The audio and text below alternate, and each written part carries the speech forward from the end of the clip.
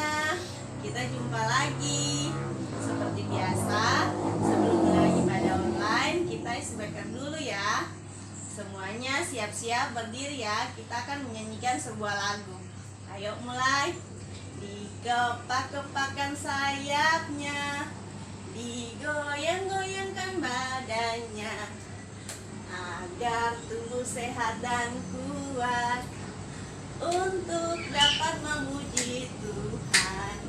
Goyang kiri, goyang kanan, putar ke kiri, putar ke kanan.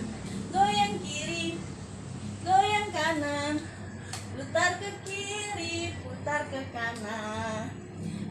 Digoyang-goyang kaki kanan, digoyang-goyang kaki kiri, agar tubuh sehat dan kuat, untuk dapat memuji Tuhan. Goyang kiri, goyang kanan, putar ke kiri, putar ke kanan. Goyang kiri, goyang kanan, putar ke kiri, putar ke kanan.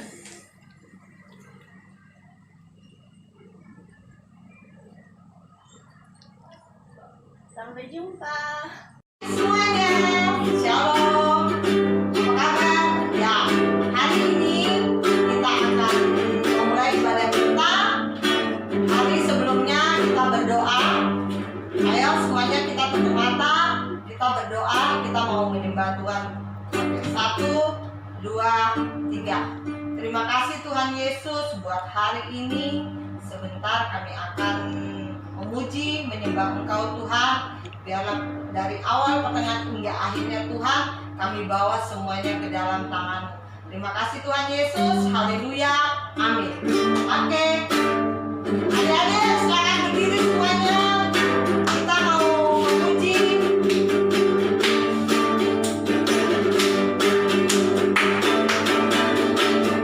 Oh, sukacitaku sejak ku jumpa Yesusku.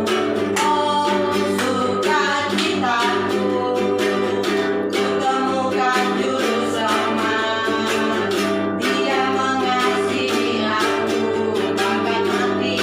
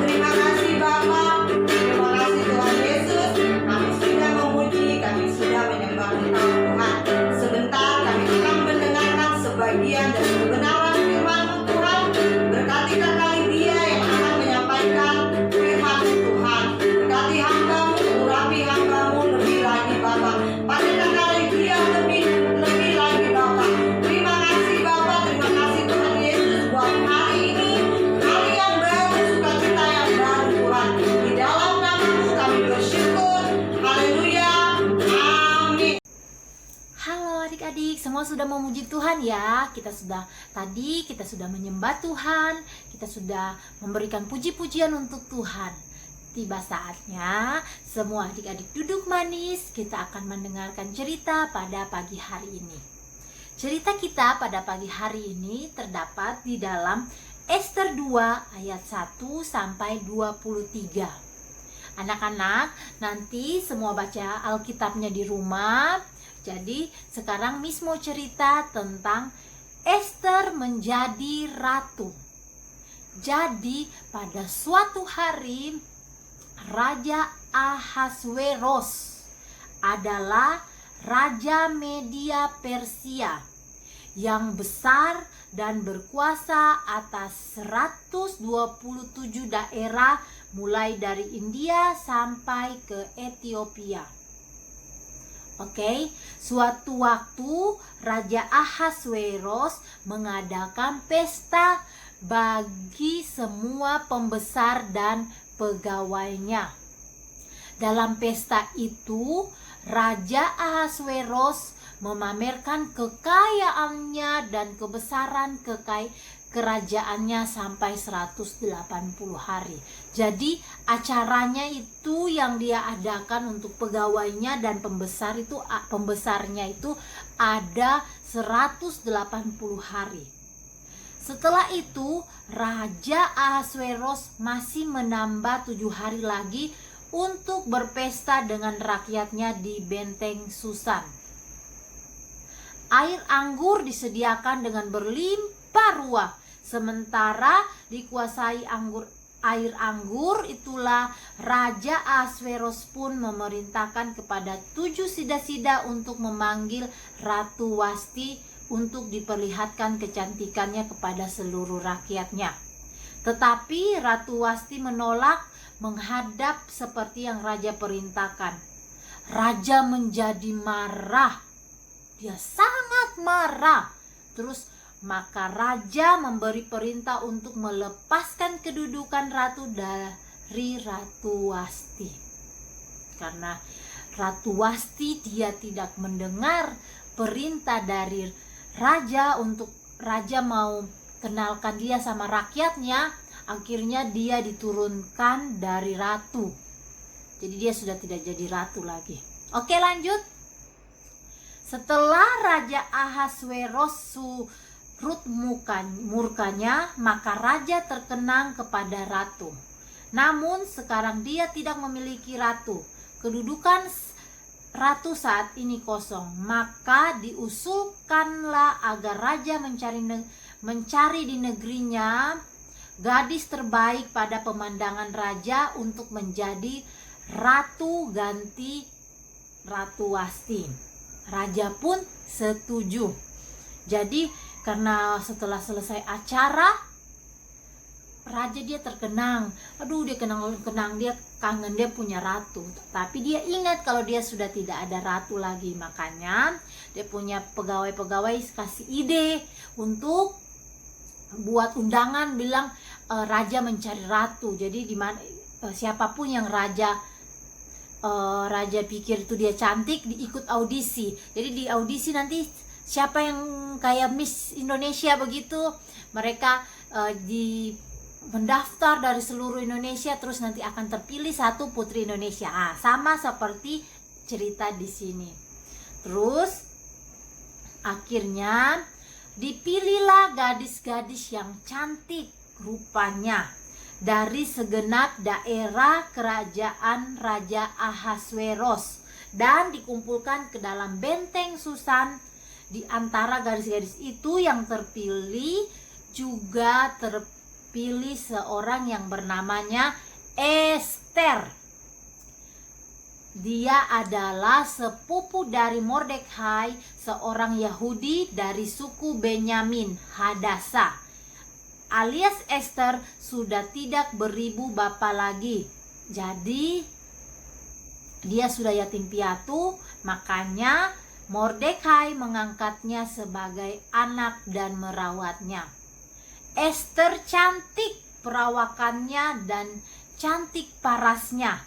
Bagaimana Ester bisa ikut terpilih? Sesungguhnya Tuhanlah yang buat Ester terpilih. Jadi di sini dibilang, jadi Ester dia masuk di dalam kandidat salah satu yang terpilih untuk masuk di dalam benteng Susan. Tapi setelah di dalam benteng itu masih akan ada pemilihan lagi. Jadi belum pasti kalau Ester itu jadi ratu. Tapi kenapa Ester dia sudah bisa lolos dalam satu babak pertama? Itu karena Tuhan sudah memilih dia. Oke, lanjut. Para gadis yang dikumpulkan itu dibawa masuk ke dalam istana. Raja dibawa pengawasan Hegai, sida-sida raja, penjaga para perempuan. Ternyata Ester dipandang Hegai sangat baik dan membuat Hegai segera menyayanginya, sehingga Hegai segera memberikan wangi-wangian dari pelabur kepadanya.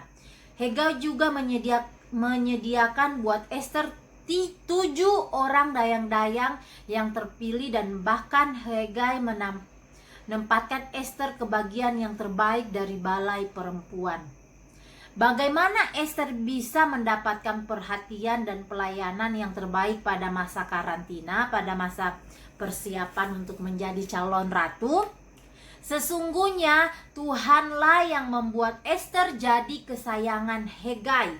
Sementara itu, Ester tetap rendah hati dan memiliki penundukan diri kepada Mordekhai. Ketika Ester terpilih menjadi calon ratu dan dibawa masuk ke dalam benteng Susan, Mordekhai melarangnya untuk memberitahukan ke bangsanya dan mengetahui kebangsaannya dan asal usulnya. Akhirnya para gadis itu diberikan wangi-wangian selama 12 bulan. Lalu mereka secara giliran akan masuk menghadap Raja Ahasweros. Apapun yang diminta setiap gadis dari balai perempuan untuk dibawa masuk ke dalam istana raja harus diberikan. Sampailah kepada giliran Ester. Ketika akan menghadap Raja Ahasweros, Ester tidak meminta apapun selain dari yang dianjurkan oleh Hegai. Luar biasa, bukan? Ester pun bersedia untuk mengikuti anjuran dari Hegai. Ester bersedia menundukkan diri terhadap Hegai yang memberikan anjuran kepadanya. Ester dapat menimbulkan kasih sayang pada semua orang yang melihat dia. Ketika Ester dibawa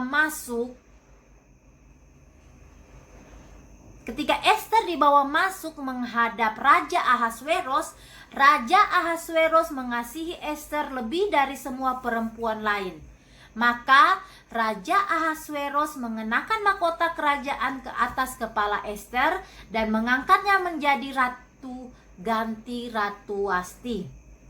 Raja Ahasweros juga mengadakan perjamuan bagi semua pembesar dan pegawainya untuk merayakan Ester yang telah menjadi ratu. Oke adik-adik, bagaimana sampai Raja Ahasweros lebih mengasihi Ester daripada semua perempuan lain dan yang membuatnya memilih serta mengangkat Ester sebagai ratu? Sesungguhnya Tuhanlah yang membuatnya. Sesungguhnya Tuhanlah yang memilih Ester dan memberi kedudukan ratu kepada Ester. Tuhanlah yang memilih dan memberi kedudukan kepada setiap orang. Tuhanlah yang memilihmu dan Tuhanlah yang memberi kedudukan kepadamu. Jadi adik-adik, di sini diceritakan bahwa Tuhan kalau Dia sudah memilih, pasti itu yang terbaik yang Tuhan berikan. Jadi dari kisah Ester ini kita bisa ambil bahwa Ester itu dia rendah hati. Karena Tuhan sudah memilih dia, walaupun Tuhan pilih dia jadi ratu, dia tetap rendah hati, tetap hormat sama dia punya papa angkat Mordekhai gitu. Dia tetap tetap tunduk kepada papa angkatnya. Jadi anak-anak Tuhan, kalau anak-anak semua sudah besar, sudah sukses, semua anak-anak harus tetap rendah hati, harus tetap hormati orang tua, tetap mengasihi orang tua, mengasihi mama papa, dan mengasihi Tuhan terlebih lagi. Oke adik-adik, jadi dari cerita ini kita bisa belajar beberapa sifat dari tokoh Ester. Esther itu dia berjuang. Dia berjuang untuk menyelamatkan bangsanya, bangsa Yahudi. Untuk dia menjadi pahlawan wanita yang menyelamatkan bangsa Yahudi, karena bangsa Yahudi pada saat itu dia akan sudah ada yang bersekongkol untuk membinasakan bangsa Yahudi. Tapi Esther dia jadi ratu dan dia bisa menyelamatkan bangsanya. Jadi apa saja sifat yang bisa kita ambil dari tokoh Esther? 1. Esther seorang yang baik sikapnya. Makanya dimanapun dia berada, walaupun dia masih menjadi calon ratu, tapi pegawai raja semua sudah mengasihi dia. Jadi saat dia ketemu raja, ternyata raja juga mengasihi dia. Itu karena dia punya sikapnya baik. Oke, yang kedua, karena Esther seorang yang takut akan Tuhan. Karena dia mengasihi Tuhan, dia bisa berdoa setiap hari, dia bisa berpuasa 3 hari berpuasa tanpa makan, tanpa minum, dan dia berdoa terus. Akhirnya Tuhan memilih dia menjadi ratu. Oke, karena dia takut sama Tuhan Yesus. Oke, yang ketiga, Esther seorang pendoa. Dia berpuasa dan berdoa sebelum bertindak. Jadi apapun yang Esther lakukan, dia pasti berdoa dan berpuasa sebelum dia melakukan apa yang akan dia buat. Oke, yang keempat, Esther seorang yang mengasihi keluarganya. Jadi walaupun dia sudah menjadi ratu, dia menjadi orang yang hebat, menjadi istrinya raja, menjadi ratu, dia tetap rendah hati dan mengasihi keluarganya. Jadi anak-anak nanti kalau sudah besar, sudah kerja, sudah bisa beli apa saja dari gajinya kalian, tetap harus ingat orang tua, ingat keluarga, karena kita semua butuh keluarga. Oke.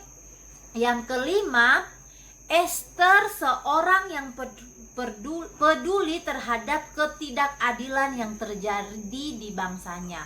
Jadi Esther itu dia walaupun dia jadi ratu, dia tidak sombong, dia tetap peduli buat bangsa-bangsanya, bangsa Yahudi. Oke, yang keenam, yang terakhir, Esther seorang yang memiliki kepedulian terhadap nasib bangsanya. Oke adik-adik, terima kasih. Demikian cerita yang Miss kasih, cerita tentang Esther, bagaimana Tuhan memilih Esther menjadi ratu, dan walaupun dia jadi ratu, dia tetap rendah hati, dia tetap mengasihi Tuhan, dan setiap apa yang dia mau lakukan, dia bawa ke dalam doa dan berpuasa untuk mendapatkan jawaban daripada Tuhan. Karena anak-anak, apapun yang terjadi dalam hidup kita, di saat Tuhan sudah memilih kita, itu yang terbaik. Jadi anak-anak semua harus rajin berdoa, rajin baca Alkitab. Di zaman seperti saat ini yang banyak yang COVID, Tuhan, kita percaya Tuhan mampu, dan Tuhan sudah memilih kita untuk menjadi pendoa-pendoa untuk negeri kita, dan menjadi seperti Esther yang rendah hati, yang baik, dan tetap mengasihi keluarganya, terlebih mengasihi Tuhan. Oke adik-adik, semua lipat tangan, tutup mata, kita mau mengakhiri ibadah kita pada pagi hari ini. Terima kasih Tuhan Yesus, terima kasih buat hari yang indah ini. Kami sudah mendengarkan cerita Tuhan, Engkau memberkati, ajar kami Tuhan menjadi seperti Esther, Ratu Esther yang baik hati, yang mengasihi Tuhan lebih dari apapun. Bapa, kami percaya di saat Engkau sudah memilih kami, Engkau yang memberikan yang terbaik untuk kami. Terima kasih Tuhan, terima kasih. Berkati kami, berkati anak-anak ini Tuhan. Jauhkan dari segala mara bahaya Tuhan.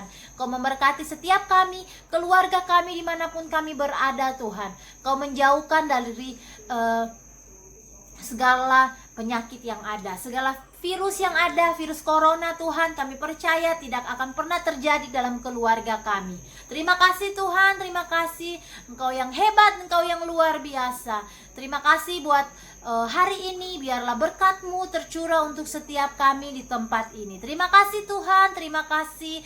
Kami sudah selesai mendengarkan cerita Tuhan. Engkau memberkati, Engkau sudah memberkati ibadah kami pada pagi hari ini. Biarlah setiap rema-rema yang kami dapat melakukannya dalam kehidupan kami sehari-hari. Terima kasih Tuhan, Engkau memberkati kami, Engkau melindungi kami, Engkau menjaga keluar masuk kami. Pelayanan malaikat-Mu sempurna menyertai kami dimanapun kami berada. Terima kasih Tuhan, terima kasih. Haleluya, amin.